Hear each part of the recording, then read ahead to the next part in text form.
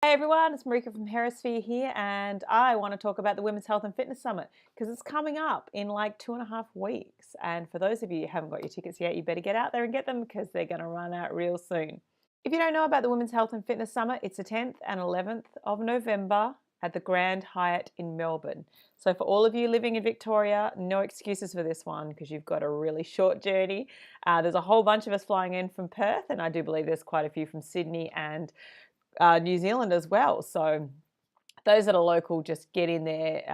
It'll be so worth your drive or train trip or bicycle journey, whatever it is that you're going to do. I've been to the Women's Health and Fitness Summit before. I went in 2016 and had a really good time. I'm so looking forward to returning this year. This year I'm going to be presenting though, and I'm really excited to be running a session on pelvic organ prolapse and in particular how movement can help create hope for women who have a diagnosis of prolapse. So Mish asked me to consider what are 3 takeaway points that people who come to my session will leave with. So here we go. Number 1 will be, I want you to leave with some strategies that you can use when you go to your clinic on Monday or your gym to help you formulate an exercise plan with your client and an idea about how you can work with other professionals, so other health or fitness professionals, in order to help support your client in achieving her goals. And this is something that I do all the time in my clinic. As a musculoskeletal physiotherapist and someone who teaches a lot of exercise, I don't do a lot of the internal work, so I have to liaise a lot with pelvic health physiotherapists, and we work together as a team, and I think this is something that we can all do better at.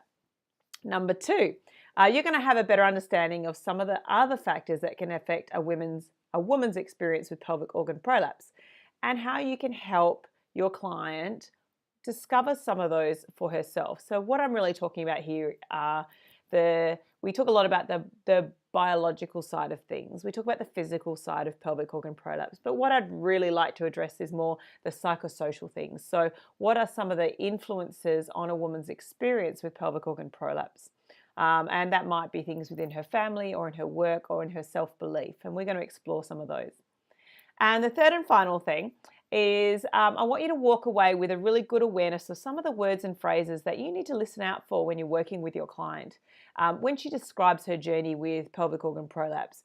So when I did some interviews and some surveys of women who have pelvic organ prolapse, I hear some of these phrases like broken, damaged, suicidal, depressed. And I want you to start to look out for some of these phrases and think, well, where is this woman sitting right now? Does she need some extra help that is beyond the scope of a fitness professional or a physiotherapist? So we're going to explore some of those words that we hear from our clients, but also we're going to reflect on the words that we use.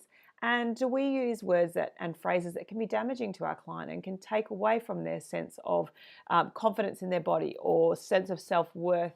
And maybe have a think about how we can change some of the words that we use when working with these clients.